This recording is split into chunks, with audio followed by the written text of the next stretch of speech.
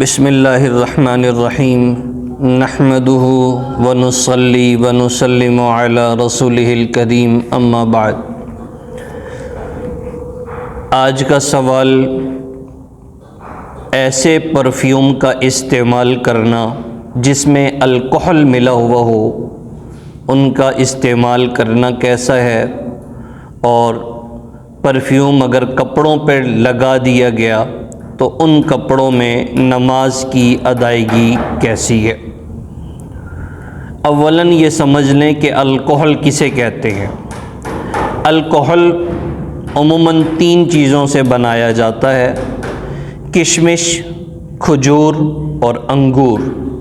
شراب بھی انہی 3 چیزوں سے بنائی جاتی ہے، اور ان 3 چیزوں کو جوش دیا جاتا ہے، اور جوش دے کر دوبارہ اسے ٹھنڈا کیا جاتا ہے اور اسے گاڑھا کیا جاتا ہے۔ کئی گھنٹوں کے پروسیس کے بعد یہ چیز تیار ہوتی ہے۔ اب اگر شراب سے نچڑا ہوا الکحل تیار کیا گیا، اس سے مقصد یہ ہوتا ہے کہ وہ لباس میں چھڑکا جائے اور اس سے جو خوشبو محسوس ہو، اس سے وہ ایک مخصوص قسم کی خوشبو ہوتی ہے، وہ بطور نشے کے استعمال کی جاتی ہے۔ تو پرفیوم کا استعمال کرنا جس میں الکحل اس نوعیت کا ہو، انگور کا ہو یا کشمش کا ہو یا کھجور کا ہو، تو ایسے الکحل کا استعمال کرنے سے جن کپڑوں میں بھی ڈالا گیا وہ کپڑے ناپاک ہو جائیں گے، اور ایسا الکحل مطلقاً نجس اور ناپاک ہے۔ پھر سوال ہوتا ہے کہ جو پرفیوم میں الکحل ہوتا ہے وہ تو اڑ جاتا ہے، تو اس کا جواب یہ ہے کہ وہ اڑے یا نہ اڑے، وہ اڑے یا نہ اڑے، مطلقاً وہ لباس جس لباس پہ الکحل ڈالا گیا وہ لباس ناپاک ہو جائے گا۔ دوسرے نمبر پر الکحل کی ایک دوسری قسم ہوتی ہے جو کہ سبزیوں سے شراب بنائی جاتی ہے،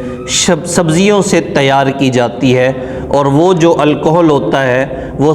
سبزیوں سے بنایا جاتا ہے۔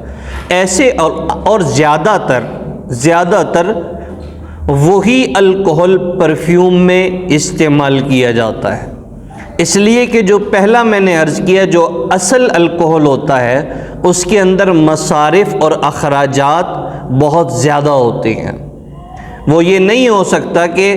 200 300 500 تھوڑی سی رقم کی بدولت وہ الکحل تیار، وہ پرفیوم تیار ہو جائے، بلکہ جس طریقے سے اس کی محنت زیادہ ہے اسی طریقے سے اس کی قیمت بھی زیادہ ہے اس کی محنت کی وجہ سے۔ بہرحال جو پہلا ہے وہ چاہے محنت کم ہو یا زیادہ ہو وہ ناپاک ہے، اور دوسرا جو ان 3 چیزوں کے علاوہ کھجور، کشمش اور انگور،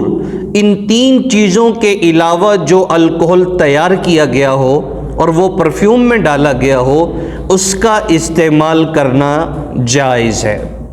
وہ اگر کپڑوں پہ ڈالا گیا اور ان کپڑوں سے نماز کی ادائیگی کی گئی تو نماز ہو جائے گی، لیکن کوشش یہ کرنی چاہیے کہ احتیاط کے طور پر اس دوسری قسم کے جو الکحل ہے اس سے بھی بچا جائے۔ مارکیٹ میں ایسی بہت سی خوشبوئیں استعمال کی جاتی ہیں، آ چکی ہیں، جو الکحل سے پاک ہوتی ہیں، ان پر باقاعدہ لکھا ہوتا ہے کہ اس میں الکحل نہیں ہے۔ بالفرض اگر اس میں الکحل ہوا اور ہم نے یہ دیکھا کہ اس پہ لکھا ہوا تھا کہ الکحل نہیں ہے، اور نہیں ہے دیکھ کر اگر کسی شخص نے وہ خریدا اور خریدنے کے بعد استعمال کیا اور حقیقت یہ ہو کہ اس میں الکحل موجود ہو، تو ایسی صورت میں جو گناہ گار ہوگا وہ کمپنی ہوگی جنہوں نے وہ لکھوائی ہے، جنہوں نے وہ پرفیوم تیار کروایا ہے، جنہوں نے وہ ٹیگ لگوایا ہے اور لگوا کر مسلمانوں کو دھوکہ دیا ہے، یہ گناہ ان کے سر پہ جائے گا۔ آپ اور میں ظاہر کے مکلف ہیں۔ ہم نے دیکھا کہ اس کی پیکنگ پر لکھا ہوا تھا کہ اس میں الکحل نہیں ہے، ہم اس لکھے ہوئے پر اعتماد کر کے وہ چیز خرید لیتے ہیں، اس کا استعمال کرتے ہیں۔ اب اللہ جانے اگر اس میں حقیقتاً ہے تو گنہگار وہ ہوں گے جو کہ اس کے آلہ کار بنے۔ اس میں وہ شخص گنہگار نہیں ہوگا جس نے ظاہراً چیز کو دیکھا اور دیکھ کر اسے خرید لیا اور استعمال کیا۔ سوال یہ ہوتا ہے کہ اب تک عموماً پرفیوم استعمال کرتے رہے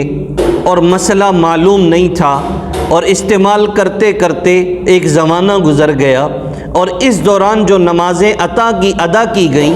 ان نمازوں کا کیا حکم ہوگا؟ آیا وہ نمازیں ادا ہو جائیں گی یا وہ نمازیں ادا نہیں ہوں گی؟ تو اس کا جواب یہ ہے، وہ نمازیں جو آپ کو مسئلہ معلوم ہوئے بغیر، یعنی مسئلہ آج معلوم ہوا، آج کے بعد آئندہ سے پرفیوم کا احتیاط کرنا یہ آپ پر ضروری ہو گیا ہے۔ یہ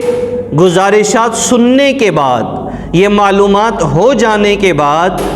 آج کے بعد سے کوئی بھی کپڑے پر ایسا پرفیوم استعمال کرنا جس میں الکحل ملا ہوا ہو، اگر آپ استعمال کرتے ہیں تو وہ نماز دوبارہ ادا کرنی پڑے گی۔ اور ایک اور بات جو عموماً گزارشات میں آئی بھی، لیکن اس کی مزید وضاحت کیے دیتے ہیں کہ مارکیٹ میں جو الکحل نما پرفیومز موجود ہیں ان کے اندر الکحل جو بنایا جاتا ہے وہ کشمش، انگور اور کھجور کا نہیں بنایا جاتا، بلکہ وہ اور دیگر اشیاء سے، سبزی وغیرہ سے بنایا جاتا ہے۔ لیکن احتیاط کا تقاضا یہ ہے کہ ان سے بھی بچا جائے، ان کو استعمال نہ کیا جائے، کوئی متبادل دیکھ لیا جائے۔ ایسی مارکیٹ میں کئی چیزیں موجود ہیں جو الکحل سے بالکل پاک ہوتی ہیں، ان کے اندر الکحل شامل نہیں کیا جاتا۔ جب مارکیٹ میں ایسی چیزیں موجود ہیں تو لازمی ہم نے ان کاموں میں جانا ہے، ان چیزوں میں جانا ہے جس میں شکوک و شبہات ہوں، اس پہ لکھا گیا ہو کہ سبزی سے بنا ہے اور حقیقتاً وہ کسی اور چیز سے بنایا گیا ہو۔ اس لیے کہ عموماً کاروباری حضرات کی یہ کوشش ہوتی ہے جو کہ اس قسم کے کام کرتے ہیں کہ اگر ظاہراً ان کو جس چیز میں فائدہ نظر آیا، اور وہ ہر چیز کو اپڈیٹ کرتے رہتے ہیں کہ اس کے ذائقے کو بدلا جائے، اس کی خوشبو کو بدلا جائے، چاہے وہ جس انداز سے بھی بدلنا ممکن ہو۔ لہٰذا احتیاط کا تقاضا یہ ہے کہ ایسے پرفیوم کا استعمال نہ کیا جائے جن پرفیوم میں الکحل ملایا گیا ہو۔